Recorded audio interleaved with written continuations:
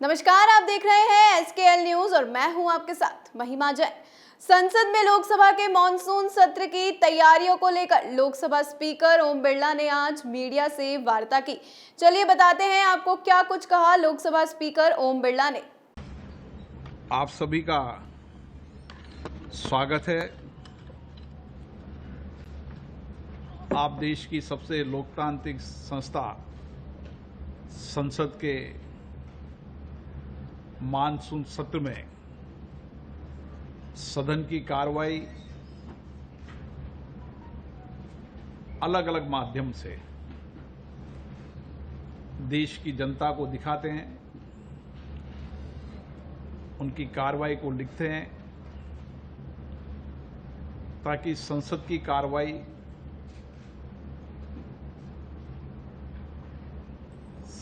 सभी जनता को देश में त्वरित गति से मिल सके।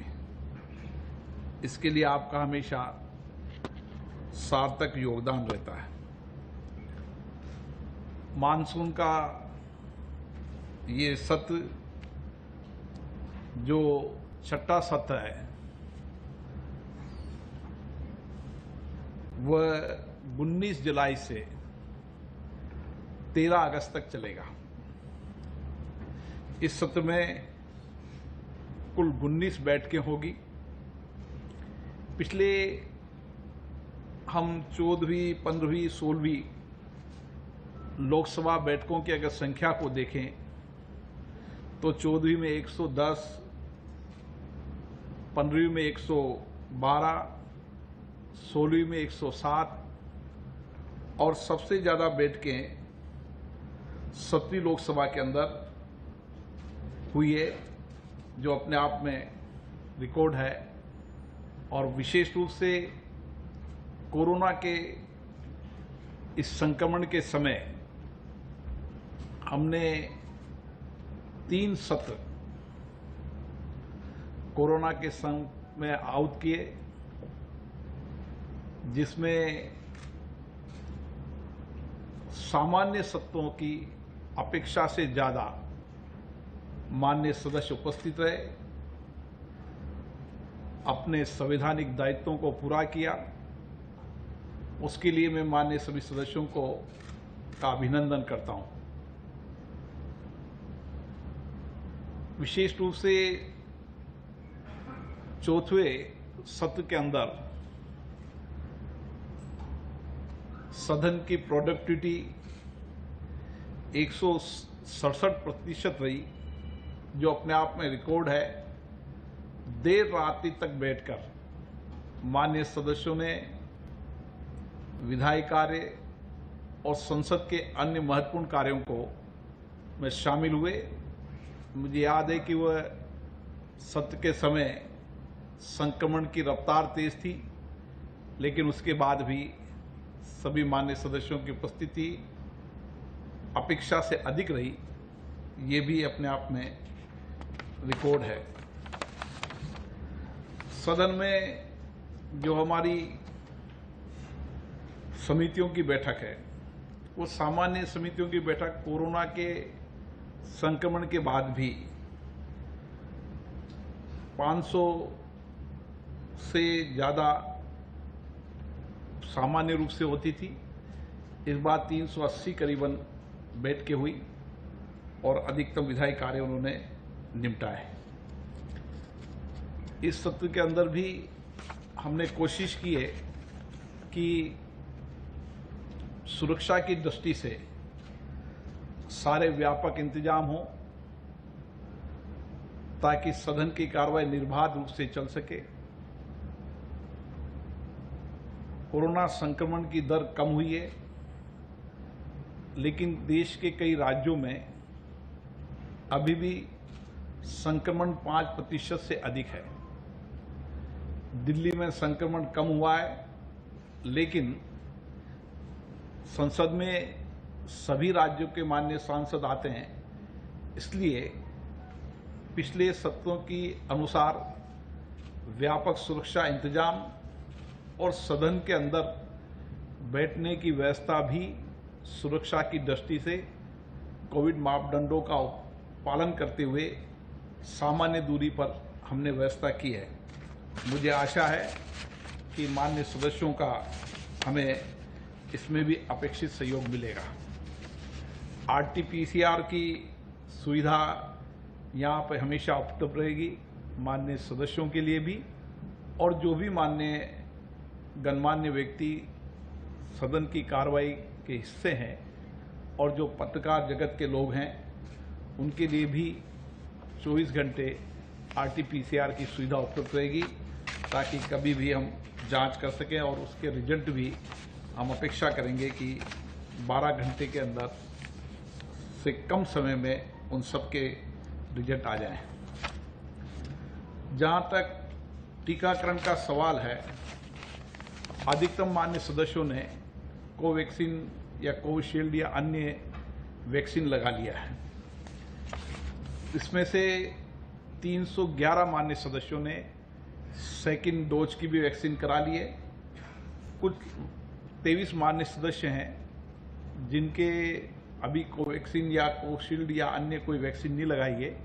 उसका कारण कुछ लोगों के अभी कोविड के लक्षण हुए थे, उसके कारण वो नहीं लगा पाए, और 2-3 मान्य सदस्य हैं जो मेडिकल के कारण नहीं लगा पाए हैं। बाकी सभी मान्य सदस्यों ने वैक्सीनेशन का कर लिया है। सचिवालय के सारे स्टाफ को वैक्सीनेशन हो चुका है। हमने कोशिश की है कि मान्य सदस्यों के जो स्टाफ है उनको भी वैक्सीनेशन हो जाए। उसके लिए व्यापक व्यवस्था की गई थी सभी डिस्पेंसरियों में। आप लोगों से भी आग्रह है कि यहाँ पर सुविधा है डिस्पेंसरियों में, आप भी वैक्सीनेशन की प्रक्रिया को अपना सकते हैं ताकि हम सबको सुरक्षित रख सकें। सत्र के दौरान विधायी कार्य अन्य मुद्दों पर बिजनेस एडवाइजरी कमेटी की मीटिंग के अंदर फैसला होगा, निर्णय होगा, उसके अनुसार सदन की कार्रवाई चलेगी। 18 तारीख को सदन के सभी फ्लोर लीडर, सभी दल के नेताओं की बैठक होगी, जिसमें उन सब के विचार जाने जाएंगे। हमारी कोशिश है सदन में व्यापक चर्चा हो, विचार विमर्श हो, तर्क हो, ताकि हम सदन के माध्यम से देश की जनता का अधिकतम कल्याण कर सके, उनके बुनियादी मुद्दों को समाधान कर सके। जो भी मान्य सदस्य सदन में मुद्दा उठाता है, सरकार ने एक सार्थक पहल की है कि 377 के जो भी मुद्दे मान्य सदस्य उठाते थे, पहले लोकसभा सत्र के अंदर 60%, 35% के जवाब आते थे। अब 377 के जवाब विदिन 1 मंथ के अंदर उनको 95% के जवाब मिलते हैं। हमने कोशिश की है कि 19 तारीख को जब सत्र शुरू होगा उसके पहले सभी मान्य सदस्यों ने जो 377 के मुद्दे उठाएं उनके जवाब मिलेंगे। शून्यकाल के अंदर भी जो विषय उठाए हैं उसके बारे में भी सरकार ने बहुत गंभीरता से संज्ञान लिया है, और उन विषयों को भी सरकार ने संज्ञान लेकर मान्य सदस्यों को अवगत कराया। कई के लिखित जवाब दिए गए, कईयों को डायरेक्शन दिए गए कि मान्य सदस्यों से मिलकर जिन तथ्यों को उन्होंने उठाया उनकी जानकारी प्राप्त करें और कैसे समाधान हो सकते हैं उसके विकल्पों को ढूंढें। केंद्रीय मंत्रिपरिषद का गठन हुआ है, 36 मान्य नए सदस्य शामिल हुए हैं। इससे कई हमारे समितियों के स्थान रिक्त हुए हैं, जिनकी कार्रवाई भी हम पूरी कर लेंगे ताकि निर्बाध रूप से सदन की कार्रवाई और समितियों की कार्रवाई पूर्ण रूप से चल सके। विशेष रूप से मैं एक जानकारी आपको देना चाहता हूं कि हमने माननीय सदस्यों की क्षमता को हम और बेहतरीन कर सकें। वाद विवाद करते समय माननीय सदस्यों को पूरे तथ्यों की जानकारी, विषयों की जानकारी रहे, इसके लिए हमने प्रिज्म, जो हमारी बहुत वर्षों से हमारी लाइब्रेरी के साथ साथ हमारी रिसर्च विंग चलती थी, उसको हमने मान्य सदस्यों को सहज और सरल रूप से उपलब्ध रहे। इसके लिए 24 घंटे जब कभी भी जिस विषय पर भी उनको किसी विषय का रिसर्च पेपर चाहिए, 24 घंटे उनको वो रिसर्च पेपर मिलेंगे। आने वाले समय में हम इस लाइब्रेरी को संपूर्ण डिजिटलीकरण करने की तरफ बढ़ रहे हैं। अभी 10वीं लोकसभा से लेकर और 7वीं लोकसभा तक कंप्लीट सदन की कार्रवाई मेटा डेटा के उपलब्ध है। किसी के नाम से, किसी विषय के नाम से वो उस डिबेट को देख सकता है। देश के 13 माननीय प्रधानमंत्रियों की इंग्लिश और हिंदी के अंदर डिबेट यहाँ उपलब्ध है। हमारी कोशिश है कि 1854 से लेकर अभी तक सदन की सारी कार्रवाइयों को हम डिजिटलीकरण कर लें और मेटा डेटा पर उपलब्ध रहे, ताकि किसी के नाम से, किसी विषय के नाम से कोई भी कभी भी पुरानी वाद विवाद, संवाद, चर्चा को किसी विषय पर हुई उसको देख सकें, ताकि हम ये उपलब्धता केवल माननीय सदस्यों के लिए नहीं होगी, हम राज्य के विधानसभा के माननीय सदस्य भी इसको उपयोग में ले सकते हैं। इसी के साथ राज्य विधानसभाएं और संसद दोनों डिजिटल लाइब्रेरियों को एक साथ हम करने जा रहे हैं, ताकि किसी भी राज्य की उस विधानसभा की कार्रवाई को और लोकसभा की कार्रवाई को एक ही प्लेटफॉर्म पर माननीय सदस्य देख सकें, ताकि देश भर के अंदर जितने भी रिसर्च हैं, शोध हैं, क्योंकि यहाँ पर बहुत अच्छी डिबेट हुई है, चर्चा हुई है, जिसकी जानकारी हमारा नौजवान प्राप्त करना चाहता है। कई विषयों पर आप भी जानकारी चाहते हैं कि उस किस विषय पर किस समय क्या चर्चा हुई थी, क्या संवाद हुआ था, वह आपको तुरंत उपलब्ध होगी। इसी तरीके से लाइब्रेरी संग्रहालय के अंदर भी 24 घंटे ऑनलाइन किताबों की सुविधा उपलब्ध रहेगी। माननीय सदस्य कभी भी किसी भी किताब को मंगाने के लिए ऑनलाइन डिलीवरी भी उसको घर पे की जाएगी, ताकि माननीय सदस्य अधिकतम लाइब्रेरी का उपयोग कर सकें। हमने जितनी भी किताबें यहाँ पर हैं उन किताबों का एक डेटा उपलब्ध रहेगा, ताकि कौन सी किताब किस लेखक की क्या विषय है उनके शॉर्ट समरी भी उसमें उपलब्ध रहेगी, ताकि कोई भी माननीय सदस्य या देश का कोई भी व्यक्ति उसमें देख सके और इस लाइब्रेरी का अधिकतम उपयोग कर सके। क्योंकि ये लाइब्रेरी हमारे विश्व की सबसे बड़ी लाइब्रेरी है। इसको और हम कैसे बेहतरीन उपयोगी बना सकते हैं, ताकि सभी देश की जनता के लिए इसका उपयोग हो सके। इंफॉर्मेशन टेक्नोलॉजी के उपयोग के रूप में भी हमने नए प्रयोग शुरू किए हैं। अभी 92% लोगों के ई नोटिस आते हैं।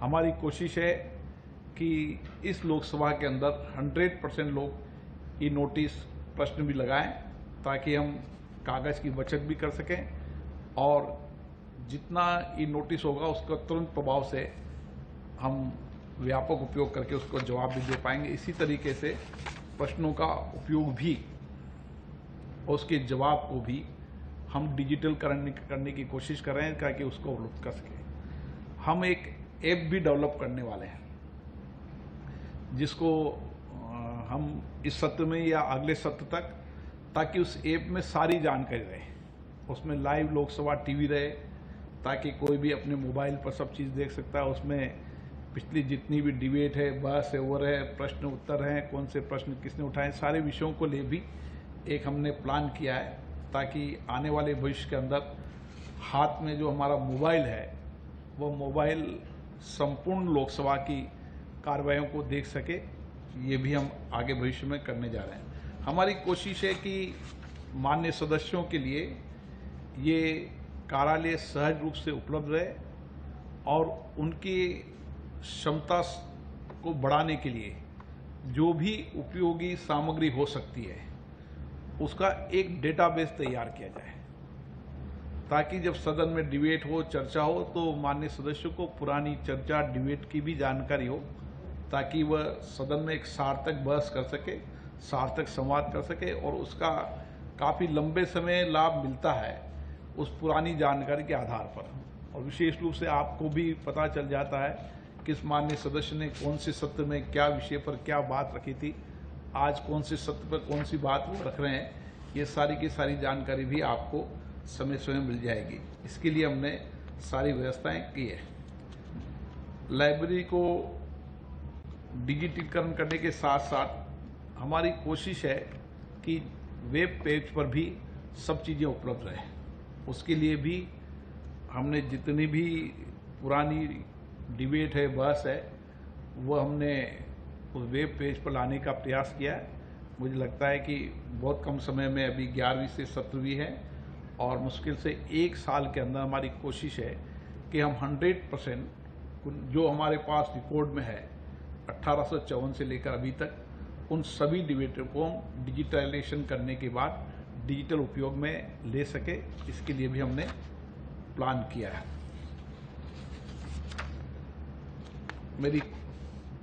मैं सभी दलों से मेरा आग्रह है कि आपने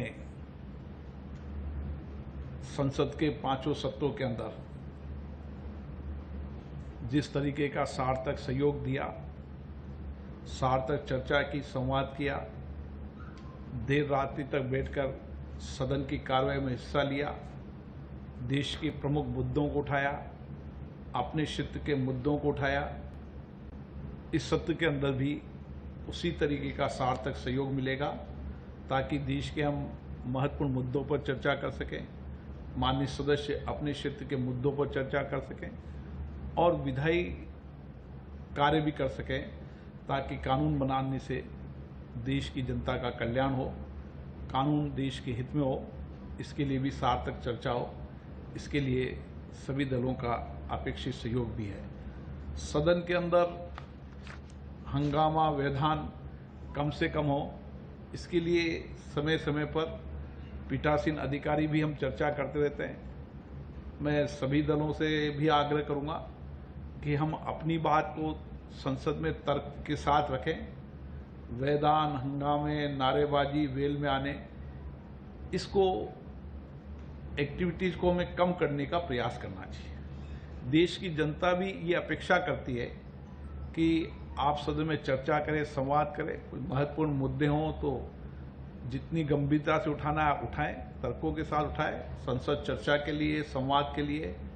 और मेरी कोशिश होगी कि सभी मान्य सदस्यों को पर्याप्त समय, पर्याप्त अवसर मिले ताकि वो अपनी बात सदन के अंदर कह सके और सरकार की जवाबदेही तय कर सके। मुझे आशा है कि हर सदन में, कार्रवाई में आपका सार्थक सहयोग रहता है।